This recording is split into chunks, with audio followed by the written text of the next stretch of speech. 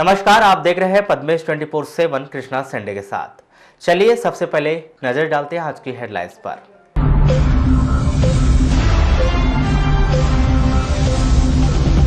विधानसभा उपाध्यक्ष हिना कांवरे ने न्यायालय पहुंचकर दर्ज कराए बयान। टूटा नेशनल हाईवे का सपना, सिवनी बालाघाट रजेगांव मार्ग बीओटी में स्वीकृत। जिला अस्पताल में कोरोना मरीज की अफवाह, रेलवे स्टेशन पर किया जा रहा है बचाव के लिए अनाउंसमेंट। कक्षा 10वीं की परीक्षा में बने 7 नकल प्रकरण, आजाद कश्मीर पर पूछे गए सवाल पर उठे सवाल। 2 दिन में 2 चीतल की मौत, शहर से लगे हुए जंगलों में वन्य प्राणियों की बड़ी संख्या। 12 मार्च को कार्यकाल समाप्त होते ही पंचायतों के खाते पर लग जाएगा प्रतिबंध। और 2 महीने में कम हुई पासपोर्ट बनाने वालों की संख्या, कोरोना वायरस को बताई जा रही है बड़ी वजह। अब समाचार विस्तार से। शुक्रवार और शनिवार की सुबह लगातार 2 दिन से जिलेवासियों और वन्य जीव प्रेमियों के लिए एक दुख भरी खबर यही आ रही है कि चीतल की मौत हो गई। शुक्रवार को शहर से लगे हुए डेंजर रोड में कुत्तों के द्वारा घायल किए जाने से चीतल की मौत हो गई, तो शनिवार की सुबह लगभग 9:30 बजे एक बार फिर गर्रा पुल के दूसरे छोर वारासुनी रोड पर कुत्तों से अपनी जान बचाकर भाग रहे चीतल की ट्रक की चपेट में आने से मौत हो गई। अच्छा, ये कहाँ से आया? इधर से पीछे से भागते हुए आया। कितने बजे की बात है? अभी जस्ट आधा घंटा पहले। फिर हुआ क्या? फिर आया और ट्रक वाले के ट्रक जा रहा था, उसके पीछे चक्के में घुस गया। तो फॉरेस्ट वाले नहीं आए क्या अभी तक? नहीं आए फॉरेस्ट वाले। सामने ये जंगल की तरफ से आई है। तो क्या हो रहा था, मतलब इधर से कैसे आ गई है? तो उसके पीछे कुत्ते लगे हुए थे 6-7 टुला, वो भागते भागते आई, ट्रक बीच में आ गया था, ट्रक में बीच में आ गई वो। घटना की जानकारी मिलने पर वारासुनी रेंज के अधिकारी यशपाल मेहरा कुछ ही देर में घटनास्थल पर पहुंचे और घटनाकारी ट्रक की खोज खबर के लिए नाकेबंदी शुरू करवा दी। उनके अनुसार शहर से लगे जंगलों में वन्यजीव चीतल की उपस्थिति और संख्या बढ़ी है, जो एक अच्छी खबर है, लेकिन लगातार दुर्घटनाओं में चीतल की मौत चिंता का विषय है। देखिए, प्रथम दृष्टया ये लग रहा है कि हमारा वन्य प्राणी यहाँ से क्रॉस कर रहा होगा और किसी वाहन के चपेट में आने के कारण उसकी दुर्घटना में मृत्यु हुई है। और कुछ जानकारियाँ हमको अभी अपने सूत्रों से या यहाँ उपस्थित लोगों से लगी हुई हैं। हम उससे प्रयास ये कर रहे हैं कि जल्द से जल्द जो है हम जो है उस गाड़ी तक पहुँचें और उस पर कार्रवाई करें। सर, ये देखा जा रहा है कि कल भी एक घटना हुई थी और आज फिर एक घटना हो गई। ऐसे में ऐसा लग रहा है कि चीतल यहाँ पे बहुत आसपास के। हाँ, ये बिल्कुल अपने लिए अच्छा विषय है कि चीतल तो बहुत है, लेकिन क्या है, चूँकि ये रोड जो है बहुत ही ज़्यादा चलने वाला रोड है। बालाघाट से सिवनी, वारासिवनी से बालाघाट और उसके बाद कटंगी से बालाघाट की कनेक्टिविटी है।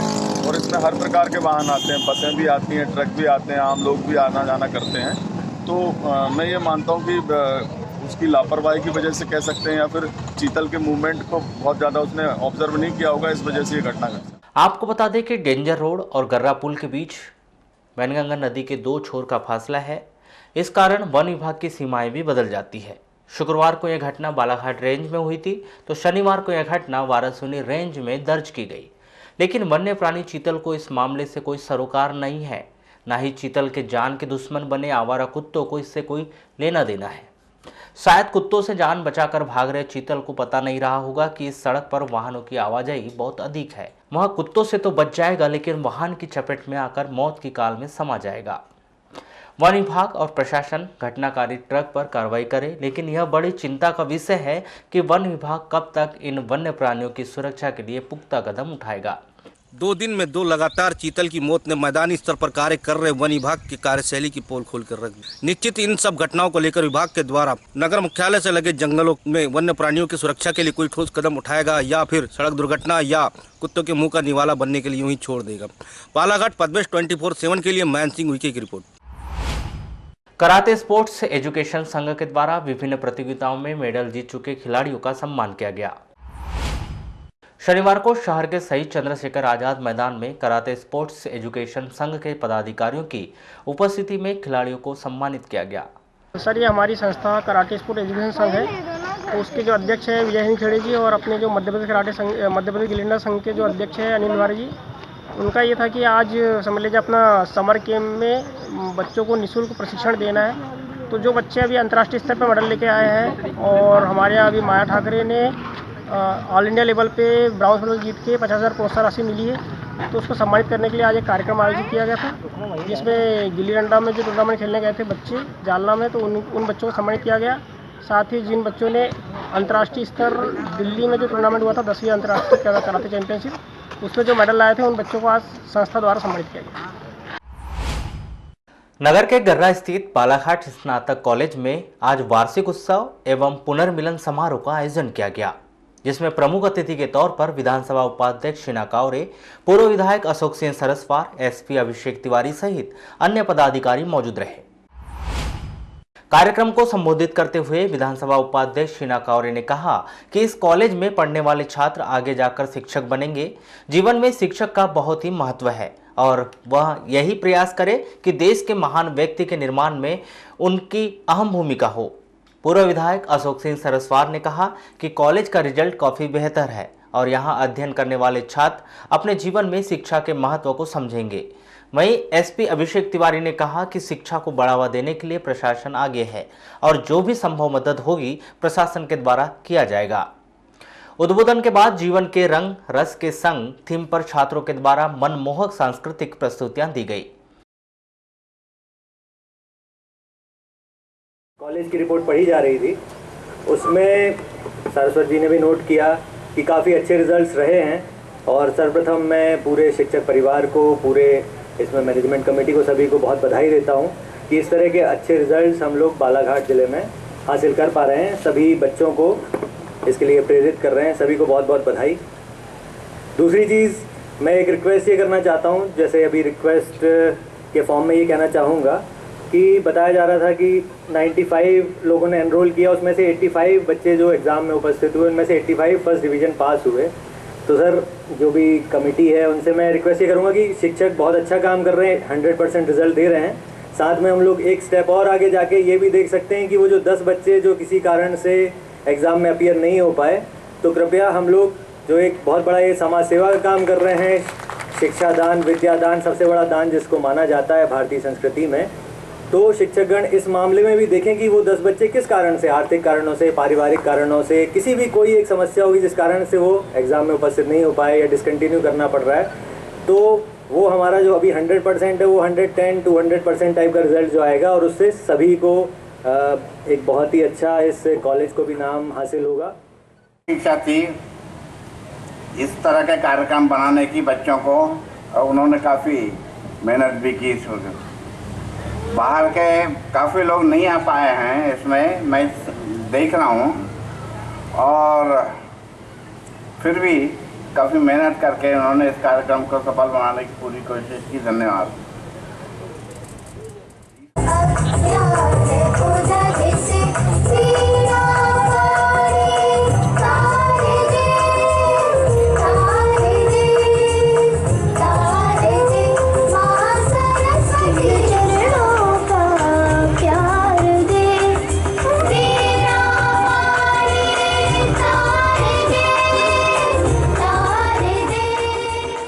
इस कॉलेज से रिलेटेड जो काम करना है, क्योंकि इनको आगे जाके शिक्षक ही बनना है और उनको भी अपने कॉलेज में कुछ ना कुछ कार्यक्रम करवाना है। मैं चाहता हूँ कि उन लोग अपने कॉलेज को या स्कूल में जहाँ पे भी आगे जाके काम करें, ये सब मैनेज करने की उनमें क्षमता रहे, इसलिए मैंने ये वार्षिक उत्सव बड़े स्केल में मनाने की सोचा।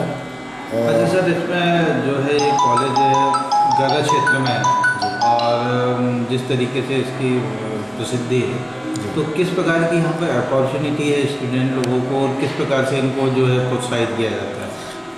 हमारे कॉलेज में एक तो फैकल्टी, हमारी जो पढ़ाने वाले जो शिक्षक है, एक्चुअली हमारा जो कॉलेज है इसमें मैक्सिमम ग्रेजुएट और पोस्ट ग्रेजुएट स्टूडेंट ही हमारे यहाँ पढ़ने आते, वो अपनी सुविधा से अपना आते और हम कोशिश करते हैं कि उनको अच्छे से अच्छी शिक्षा दें। हमारे कॉलेज का रिज़ल्ट हमेशा 100% रहा है और उसमें से भी 90% लोग फर्स्ट क्लास में पास होते हैं। बिजली वितरण कंपनी के द्वारा शनिवार को उपभोक्ता शिकायत निवारण शिविर का आयोजन किया गया, जिसमें महज 10 उपभोक्ताओं अपनी परेशानी लेकर पहुंचे। 21 जिलों में उपभोक्ताओं की समस्याओं का निराकरण करने वाले अधिकारियों ने इस बात की तारीफ करते हुए बताया कि ग्रामीण स्तर पर अन्य जिलों में आधा सैकड़ा से 1 सैकड़ा शिकायत लेकर लोग पहुंच जाते हैं। बालाघाट जिले में उपभोक्ताओं की संख्या अधिक होने के बाद भी महज कुछ लोग अपनी समस्या लेकर पहुंचे हैं, जिससे यह दिखाई देता है कि जिले के भीतर उपभोक्ताओं को होने वाली परेशानी का निराकरण अधिकारी स्तर पर ही हो जाता है। मैं 21 जिले हैं पूर्व क्षेत्र में, जिसका मैं चेयरमैन हूँ विद्युत उपभोक्ता शिकायत निवारण फोरम का। मेरे साथ 2 मेंबर भी रहते हैं और जो विद्युत संबंधी समस्याएं जो वहाँ पे दूर नहीं हो पाती, यही उनके पास जाते हैं तो फिर वो हमारे पास आते हैं, तो मैं उनका सुनवाई करके उनका हल निकालता हूँ, आदेश देता हूँ। अभी तक कौन कौन समस्या सामने आई है? अभी मैक्सिमम क्या है, बिल से संबंधित सबसे ज़्यादा समस्या आती है। बिल अधिक आ गया और मीटर से संबंधित, मीटर बंद रहता है तो उससे संबंधित आती है।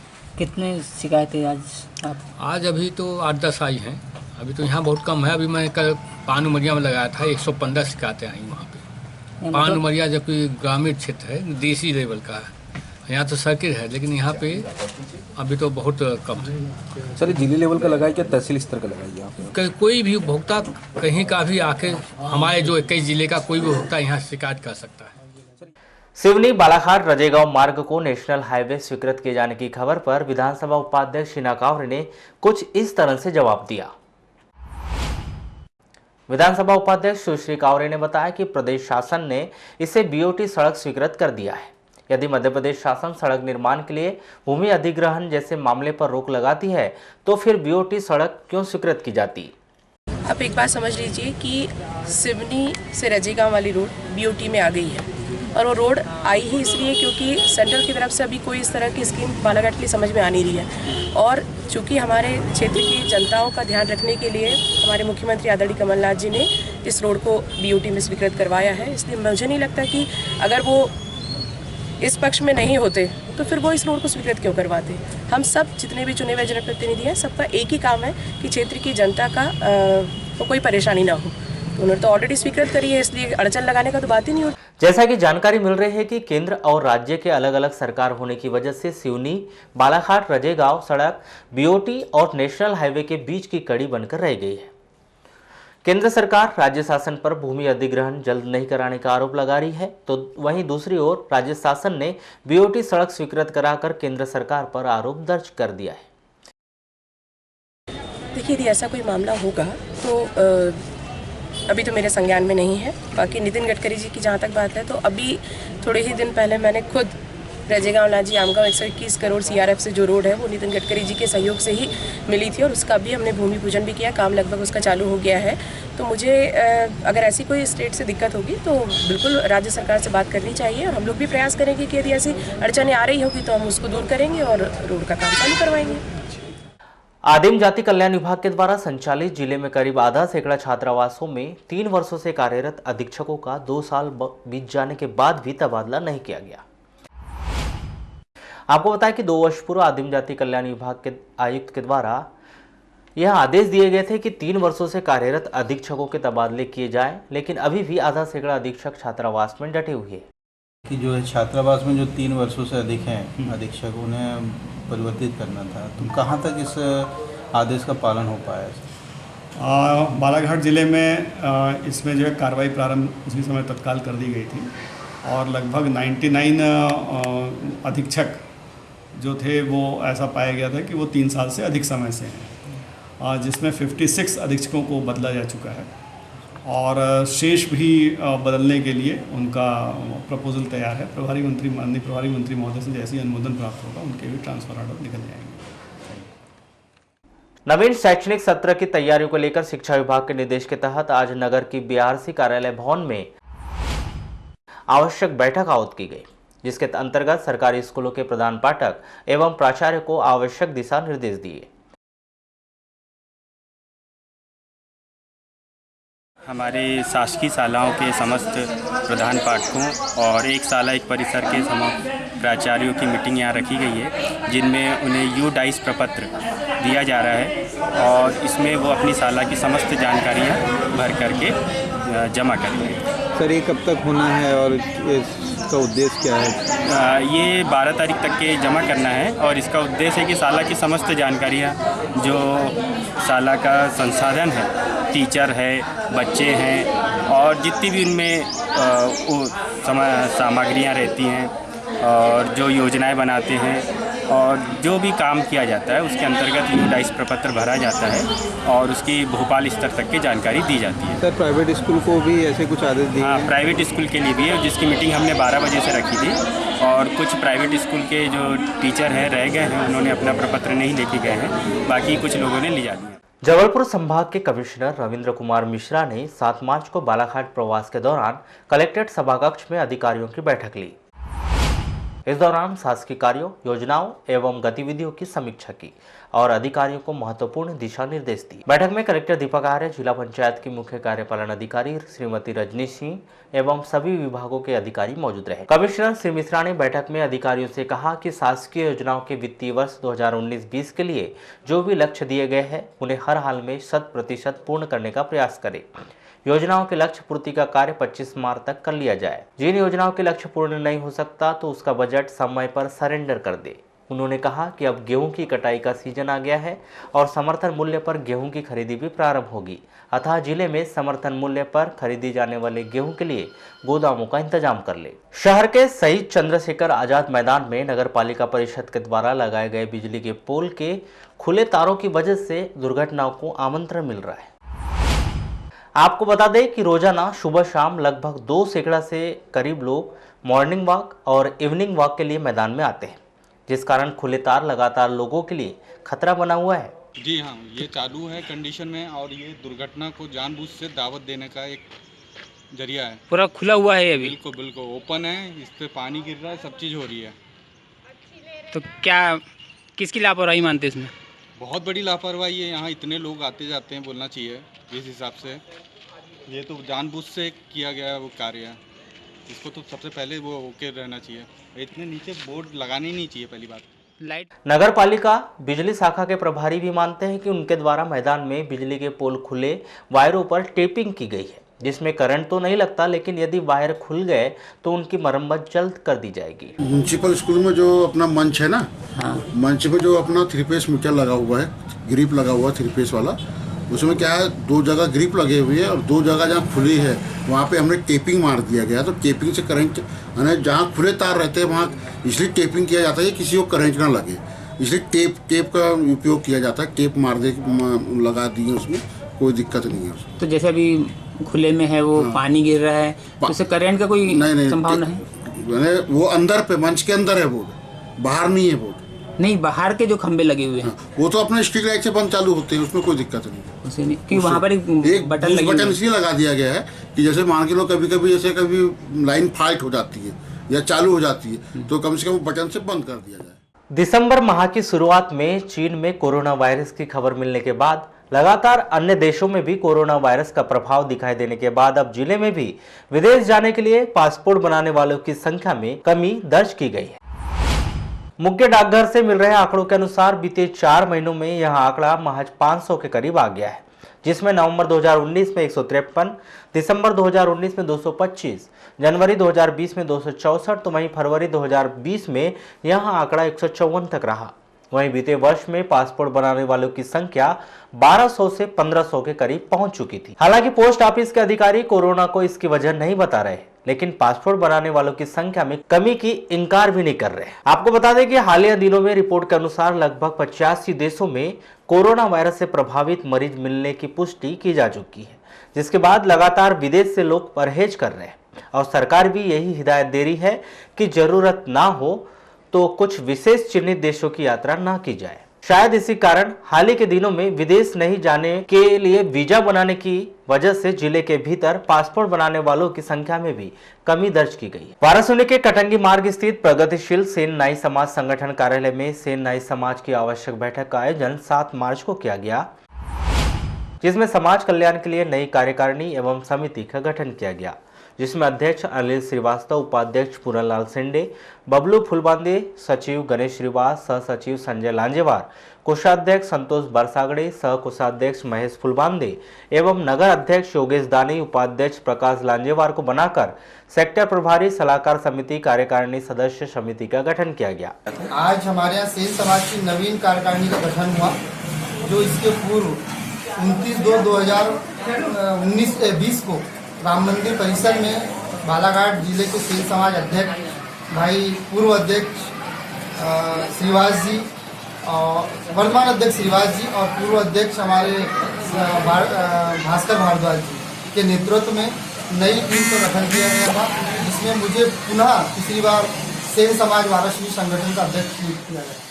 लालबरा मुख्यालय से लगभग 15 किलोमीटर दूर पर स्थित ग्राम पंचायत भांडामुरी में 7 मार्च को लगभग शाम 4 बजे भाई बहन 3 वर्षीय बालक यश, पिता महेश महाले एवं 2 वर्षीय बच्ची आनवी महाले ने खेलने के दौरान अचानक कीटनाशक का सेवन कर लिया, जिन्हें परिजनों के द्वारा तत्काल 108 एम्बुलेंस की मदद से सामुदायिक स्वास्थ्य केंद्र लालबरा लाकर भर्ती किया गया। पद्मे से चर्चा में ग्राम भांडामुरी निवासी बच्चों के पिता महेश महाले ने बताया कि 7 मार्च को दोपहर 2 बजे परिजन गांव के समीप ही खेत में ईंट बनाने के लिए गए थे, जिनके साथ यश व आनवी भी चले गए।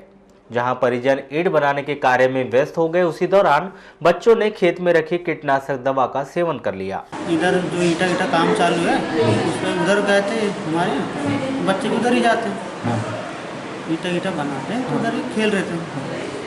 उसके बाद क्या हुआ? उसके बाद दवा खा लिए बोलते, तो बस मैं भी उधर ही जाने की तैयारी था, निकल गया था तो आने लगे दौड़ते, तो क्या हो गया, दूसरी का आवाज़ मारा तो दवा पी लिए बोलने लगे, तो मैंने सीधा 108 लगा दिया और गाड़ी से यहाँ लेके। हाँ। तो अभी क्या हुआ यहाँ पे, क्या किया अस्पताल में? वही बाटल लगी। तो अभी ठीक है बच्चे आपके? लालबरा जनपद शिक्षा केंद्र में गत 5 मार्च से आयोजित 3 दिवसीय डाटा संकलन प्रपत्र प्रशिक्षण का 7 मार्च को समापन किया गया। यह प्रशिक्षण कार्यक्रम विकासखंड स्रोत समन्वयक केजी बिसेन की मौजूदगी में संपन्न हुआ। प्रशिक्षण के दौरान 5 व 6 मार्च को शासकीय शालाओं के प्रधान पाठक व प्राचार्य को एवं 7 मार्च को प्राइवेट स्कूलों के संस्था प्रमुखों को डाटा संकलन प्रपत्र तैयार करने हेतु प्रशिक्षण प्रदान किया गया। डाइस डाटा के संबंध में हम लोग बैठक बुलाएं प्रत्येक शाला को। 2 दिन तक प्राइवेट गवर्नमेंट स्कूल के बुलाए थे हमने, सभी स्कूलों बारी बारी से जन शिक्षा केंद्रवार, और आज सभी प्राइवेट स्कूलों को बुलाया हमने, जिनका डाइस डाटा भरा जाना है। साथ ही कुछ मान्यता की जानकारी है और कुछ जो ऑपरेशन है इनका मैपिंग का, इसको भी देखना है। तो ऐसे अभी हम मैपिंग वाले पे चर्चा किए थे, इसके बाद डाइस डाटा पे चर्चा करेंगे। यूडाइस उनका भरवाना है क्योंकि केंद्र शासन से हमको प्राप्त होता है और आंकड़े उसमें सही भरे जाने हैं। मध्य प्रदेश शासन पंचायत एवं ग्रामीण विकास विभाग भोपाल के द्वारा 12 मार्च को समाप्त हो रहे पंचायतों के कार्यकाल के विषय में महत्वपूर्ण आदेश जारी किए गए। प्रदेश में निर्वाचित पंचायतों का कार्यकाल समाप्त हो रहा है। इस विषय में पंचायतों के खाते से आहरण पर पाबंदी लगा दी गई। वहीं दूसरी ओर 12 मार्च को समाप्त हो रहे कार्यकाल से पूर्व अब तक जिले के भीतर प्रशासकों की नियुक्ति नहीं हो सकी। अनुमान ही लगाया जा रहा है कि 15 मार्च तक यह नियुक्ति की जा सकती है। इसके पीछे बड़ी वजह 8 मार्च को रविवार और 10 मार्च को होली की छुट्टी होना बताया जा रहा है। वहीं दूसरी ओर जानकारी यह भी मिल रही है कि अधिकांश पंचायत स्तर के कर्मचारियों के द्वारा प्रशासक बनने से किनारा किया जा रहा है, जिस कारण भी प्रशासक बनाए जाने में परेशानी को बड़ी वजह बताई जा रही है। अब वक्त हो चुका है छोटे से ब्रेक का, बने रहिए हमारे साथ। देश और दुनिया का सच उजागर करता है बालाघाट एक्सप्रेस, एक अखबार संपूर्ण परिवार। खबर चाहे कुर्सी की हो या अच्छे विचारों की या देश में हो रहे भ्रष्टाचार की, खबर चाहे विदेश की हो या आपके कैरियर की, बॉलीवुड ग्लैमर हो या व्यापार जगत की, व्यापारी से लेकर कर्मचारी तक, चाहे खबरें हो ग्रामीण क्षेत्रों की जैसे वाराणसी, लालबर्रा, लांजी, बैहर की, जिले के छोटे से लेकर बड़ी खबरों के लिए सच की तह तक जाने का जज्बा। Balaghat express and Padmesh media group.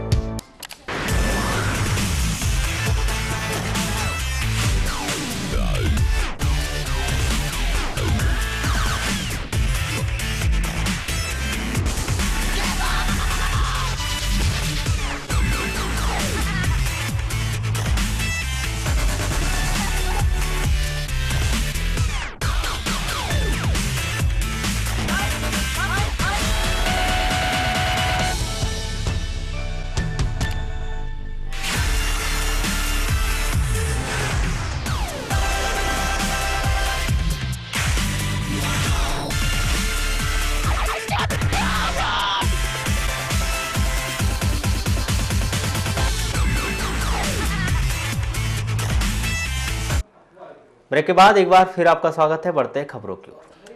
Ayush विभाग के द्वारा 0 से 5 वर्ष तक के आयु के बच्चों में रोग प्रतिरोधक क्षमता बढ़ाने के लिए स्वर्ण प्राशन योजना प्रारंभ की गई है। इस योजना के अंतर्गत हर माह पुष्य नक्षत्र में 0 से 5 वर्ष तक के आयु के बच्चों को स्वर्ण युक्त रोग प्रतिरोधक क्षमता बढ़ाने वाली आयुर्वेदिक दवा की 2 से 4 बूंद खुराक पिलाई जाएगी। 5 मार्च को जिला चिकित्सालय बालाघाट में बच्चों को दवा पिलाकर इस योजना की शुरुआत की गई।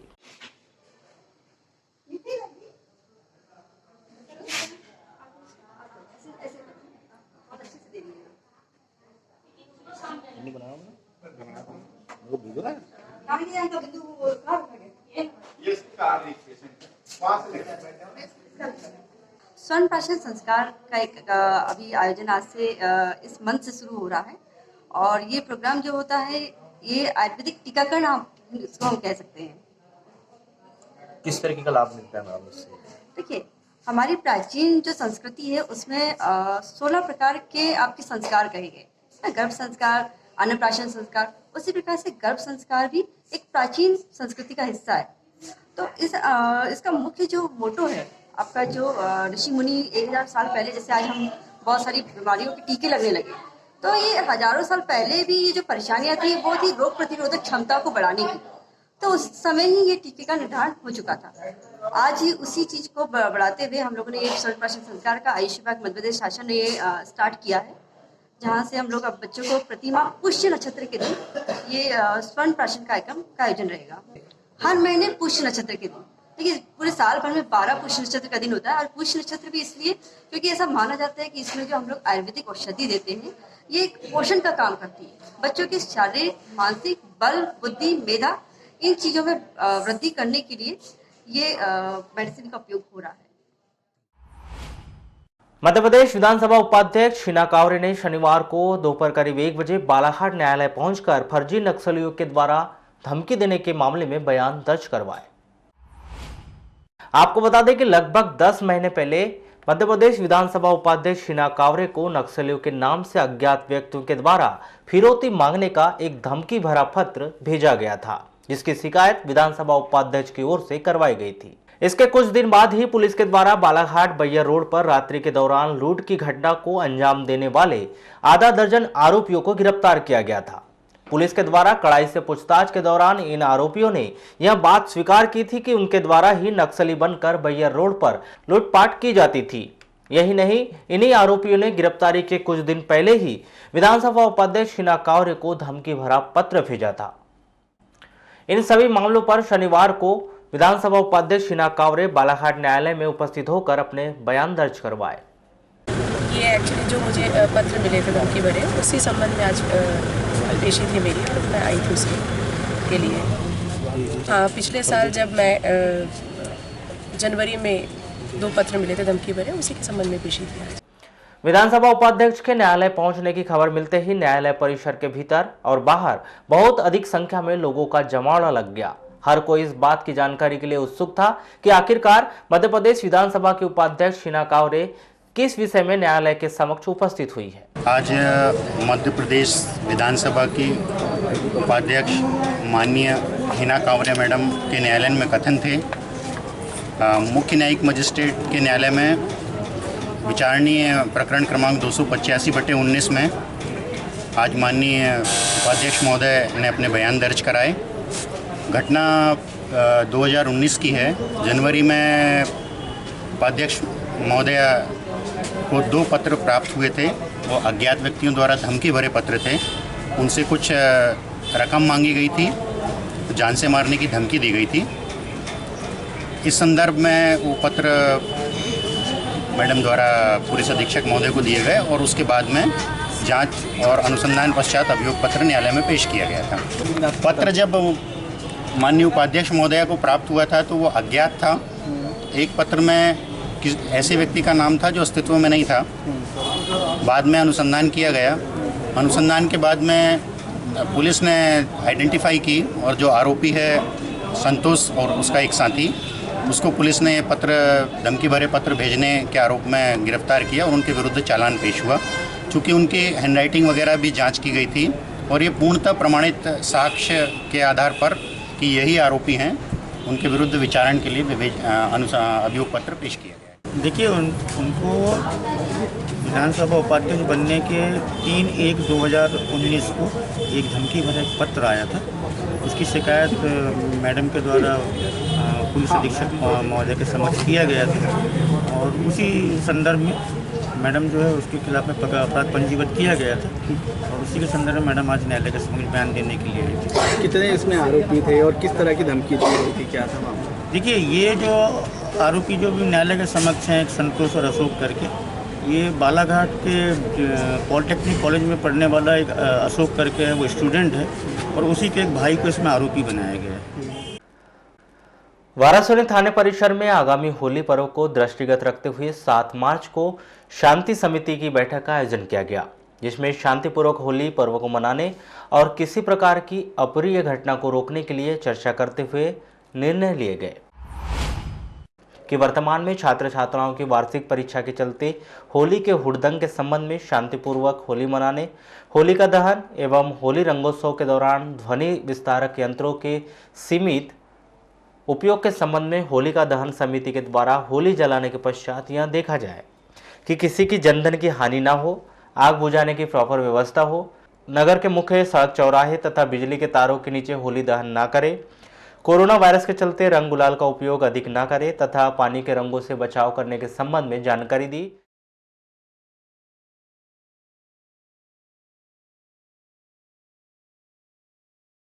आज होली के त्यौहार को देखते हुए, होली के आगामी त्यौहार को देखते हुए शांति समिति की बैठक रखी गई थी, जिसमें जो है सुझाव भी आमंत्रित थे और हमारा मूलभूत विषय था कि होली जो है वर्तमान परिप्रेक्ष्य में शांतिपूर्ण ढंग से संपन्न हो। यातायात संबंधी निर्देश भी हमने उस संबंध में दिए हैं और आम जनता से इसके लिए सहयोग भी चाहा है। इसके अतिरिक्त कोरोना वायरस के बढ़ते प्रभाव के विषय में भी जानकारी दी गई और होली को न्यूनतम जो है पानी के साथ और परस्पर संपर्क के साथ मनाने से जो है सावधानी पूर्वक मनाने का सुझाव दिया गया है। सर, आपातकालीन स्थिति के लिए क्या तैयारी रही? आपातकालीन स्थिति के लिए चूंकि इस बैठक में हमने तहसीलदार साहब को भी आमंत्रित किया था, वो भी आए थे और नगर पालिका से भी जो है अधिकारीगणों को आमंत्रित किया गया था। फायर ब्रिगेड की व्यवस्था की गई है इसके लिए और निरंतर जो है पुलिस की गश्त रहेगी। बड़े आयोजनों में जो है पुलिस बल सुनिश्चित किया जाएगा, लगाया जाना। और जो चूंकि सबसे बड़ा इशू है अभी कि इस वर्ष जो होली है और जो वरिष्ठ कक्षाएं हैं उनके परीक्षाएं भी अभी चल रही हैं। ध्वनि विस्तारक यंत्रों के प्रयोग के प्रति हमने सतर्कता बरतने को कहा है कि छात्रों का भविष्य जो है वो प्रभावित नहीं हो अपने एक दिन के इस त्यौहार से। इसके लिए हमने जो है सुझाव दिया। मध्य प्रदेश में हो रही सियासत को लेकर बालाघाट सिवनी सांसद ढाल सिंह बिसेन ने कहा कि कांग्रेस खुद अपने आप को संभाल नहीं पा रही है, सब राज्यसभा का खेल है, एक अनार 100 बीमार जैसे हालात है। सांसद श्री बिसेन ने कहा कि दिग्विजय सिंह को लगता है कि मैं राज्यसभा में जाऊं, वहीं ज्योतिरादित्य सिंधिया सोचते हैं कि मैं राज्यसभा में जाऊं। यह आपस की लड़ाई लड़ते हैं और ठीकरा भाजपा पर फोड़ते हैं। दिग्विजय सिंह व सिंधिया को राज्यसभा चुनाव में जाना है, पर कमलनाथ दोनों को पसंद नहीं करते, इसलिए प्रियंका का नाम आगे कर दिया। कांग्रेस आपस की लड़ाई लड़ रही है। कांग्रेस का एक वोट तो चला गया है तो वहीं एक वोट की मशक्कत कर रहे हैं। वहीं जब सांसद से पूछा गया कि भाजपा विधायक संजय पाठक के कारोबार में छापा पड़ रहा है तो सांसद का कहना है कि कांग्रेस जब भी सत्ता में आती है तो कांग्रेस का स्वभाव रहा है, जब भी सत्ता में आते हैं वहां फर्जी केस में फंसाते रहते हैं। देखिए मध्य प्रदेश में हम क्या कहें, वो खुद अपने आप समझ नहीं पा रहे हैं। सारा खेल उनका राज्यसभा का है और वहाँ भी एक अनार 100 बीमार है। दिग्विजय सिंह को लगता है कि मैं जाऊंगा कि सिंधिया जाएंगे, उनको लगता है सिंधिया में भेजेंगे, दिग्विजय सिंह को भेजेंगे, प्रियंका को भेजें। लड़ाई उनकी आपस की है, ठीकरा भाजपा के सिर पे फोड़ रहे हैं। राजनीति हर एक की अपनी जगह, आप कुछ भी आरोप प्रत्यारोप लगाओ। आप बताइए कि जितने लोग निकल के आए उन्होंने क्या जवाब दिया, उन्होंने क्या जवाब दिया? असली बात यह है दिग्विजय सिंह को जाना है राज्यसभा में, सिंधिया जी को जाना है राज्यसभा में, कमलनाथ जी इन दोनों को नहीं चाहते, किसी और को भेजना चाहते तो प्रियंका जी का नाम आगे कर दिया। तो लड़ाई उनकी आपस की है, क्योंकि उनका एक वोट तो चला जाएगा। एक वोट कौन सा है, तो उस एक वोट की सारी मशक्कत वो कर रहे हैं और इसलिए उनकी पसंद का आदमी जाए, दूसरा ना जाए।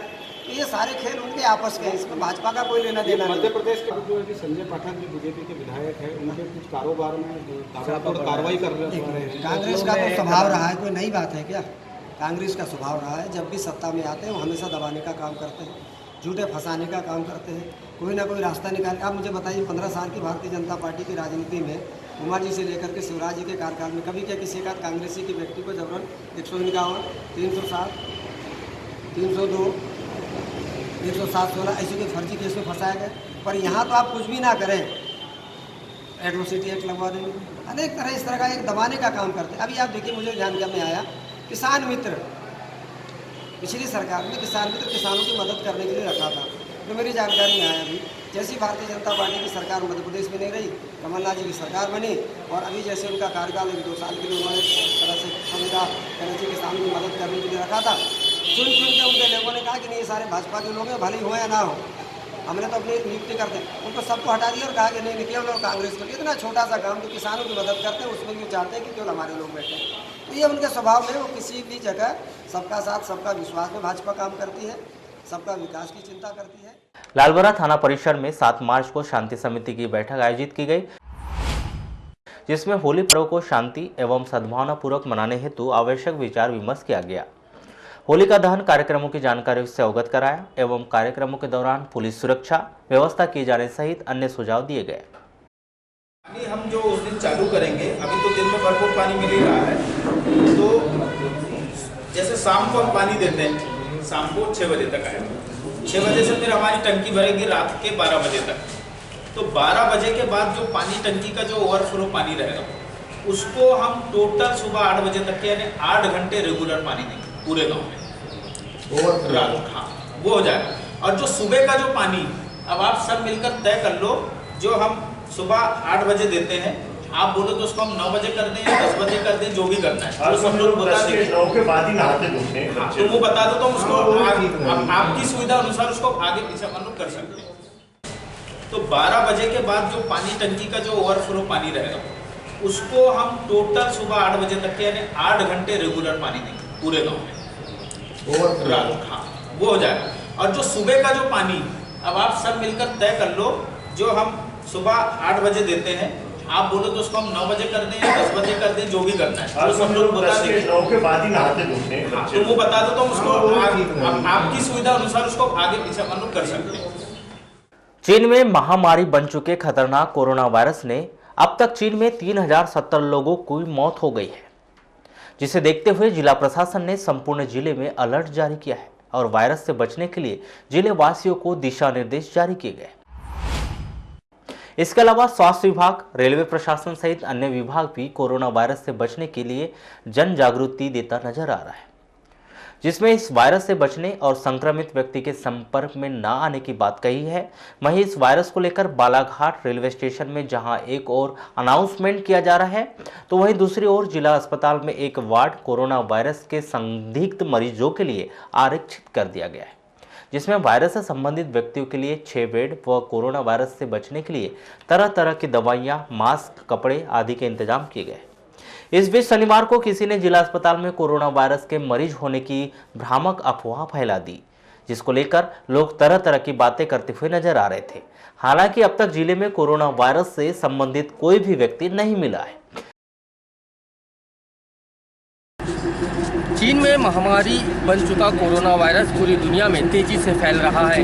भारत में भी अब तक इसके 32 मामले सामने आ चुके हैं और लगातार यह बीमारी जो है आगे बढ़ती जा रही है। आज हम रेलवे स्टेशन बालाघाट पहुंचे हैं। यहाँ ये पता लगाएंगे कि रेलवे प्रबंधन जो है वो कोरोना वायरस के प्रति कितना सजग है और यात्री जो है जो कि छत्तीसगढ़, महाराष्ट्र और अन्य जगहों से यहाँ पे आते हैं तो उन लोग इस वायरस को लेकर कितना प्रभावित है और उन लोग क्या बोलते हैं। इसके लिए आज हम रेलवे स्टेशन का निरीक्षण करेंगे, कुछ यात्रियों से बात करेंगे, स्टेशन प्रबंधक से बात करेंगे, बस स्टैंड जाएंगे, अस्पताल का निरीक्षण करेंगे और जानेंगे कि कोरोना वायरस को लेकर जिला प्रशासन और रेलवे प्रशासन और बाकी लोग कितने सजग हैं। ट्रेन से यात्रा कर रहे यात्री बताते हैं कि कोरोना वायरस चीन से आया हुआ एक वायरस है जो लोगों के संपर्क में आने से फैलता है, जिसका अनाउंसमेंट हमने सुना है, जिसके मुताबिक किसी से मिलने पर हाथ ना मिलाए, मास्क लगाकर घूमे आदि की जानकारी दी जा रही है। अच्छा, एक अनाउंसमेंट यहाँ हो रहा है कोरोना वायरस को लेके, सुने आपने? हाँ सुना। क्या जानते हैं कोरोना वायरस के बारे में? मतलब ये एक बहुत हार्मफुल डिसीज़ है जो मतलब ह्यूमन बॉडी के अंदर जो इंटर होता है, इसका जो वायरस वो बहुत हार्मफुल होता है। अच्छा, इसके बचाव के लिए क्या कर रहे हैं आप? बस मास्क पहन रहे हैं। कोरोना वायरस जो चल रहा है अभी ऐसा पता नहीं लगा है कि ये चीन में चलने वाला वायरस है। अभी जैसे आप यहाँ रेलवे स्टेशन आए हो, तो यहाँ पे कुछ जानकारी लगी अनाउंसमेंट के माध्यम से या हाँ जी, जानकारी तो लगी थी कि जैसे रेलवे स्टेशन में अनाउंसमेंट होते जा रहा है कि अगर आप खुले मुँह है तो कम से कम मास्क बांध के चलिए। कोरोना वायरस के जो अभी चल रहा है, तो क्या समझ में आ रहा है अब तक कोरोना वायरस के, कैसा है ये? अच्छा, कहाँ से आया है कुछ पता है? चीन से आया है। अच्छा, बताओ कि यहाँ पे एक अनाउंसमेंट हो रहा है कोरोना वायरस को लेकर, सुने हो क्या? सर अभी तो मैं कम से कम कुछ दिन बाद आया हूँ।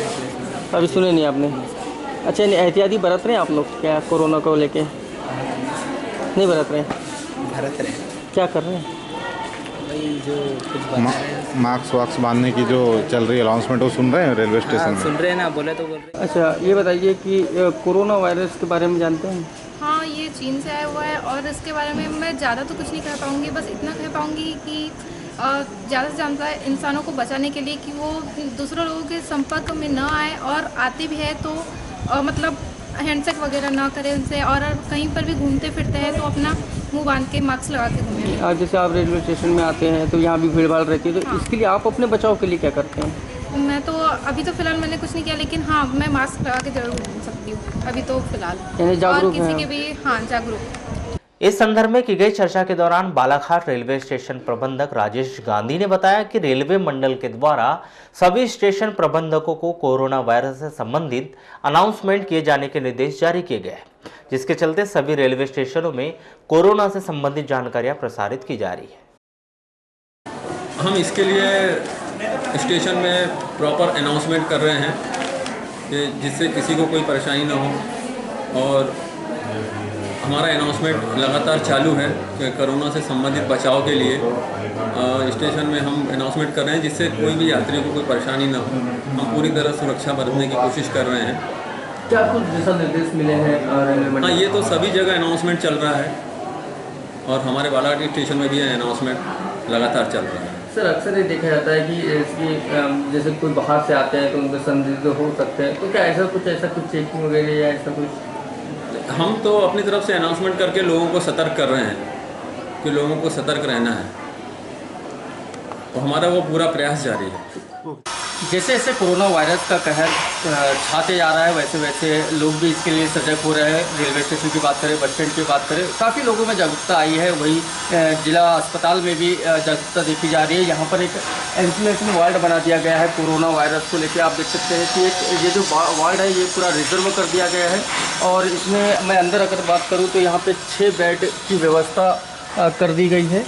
6 बेड लगा दिए गए हैं। अगर ऐसा कोई मरीज़ आता है या संबंधित व्यक्ति कोई पाया जाता है तो उसे इसी ही वार्ड में रखा जाएगा। वही बात मैं अगर करूँ तो मेडिसिन यहाँ उपलब्ध करा दी गई है। तमाम तरह की तैयारियाँ जो है अस्पताल प्रबंधन द्वारा की जा रही है। कुछ देर पहले एक खबर आई थी कि जिला अस्पताल में कोरोना का संदिग्ध मरीज आया है, जिसको अस्पताल में रखा गया है। हालांकि यहाँ आने पर निरीक्षण करने पर ऐसा कुछ भी नज़र नहीं आ रहा है, और कोई अभी तक कोई भी एक भी केस जो है जिला अस्पताल में नहीं आया है, और इसका सावधानी से ही इसका बचाव किया जा सकता है। बुरहानपुरी की पद्मेश न्यूज़, बालाघाट। चलते चलते एक नज़र आज की हेडलाइंस पर एक बार फिर।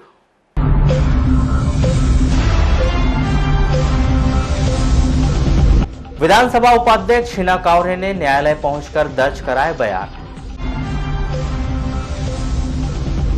टूटा नेशनल हाईवे का सपना, सिवनी बालाघाट रजेगांव मार्ग बीओटी में स्वीकृत। जिला अस्पताल में कोरोना मरीज की अफवाह, रेलवे स्टेशन पर किया जा रहा है बचाव के लिए अनाउंसमेंट। कक्षा 10वीं की परीक्षा में बने 7 नकल प्रकरण, आजाद कश्मीर पर पूछे गए सवाल पर उठे सवाल। 2 दिन में 2 चीतल की मौत, शहर से लगे हुए जंगलों में वन्य प्राणियों की बड़ी संख्या।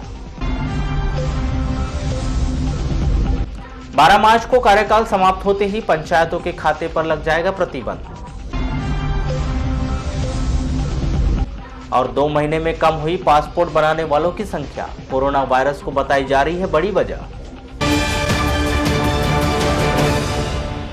तो पद्मेश 24/7 में बस इतना ही। बने रहिए हमारे साथ, तब तक के लिए दीजिए इजाजत। नमस्कार।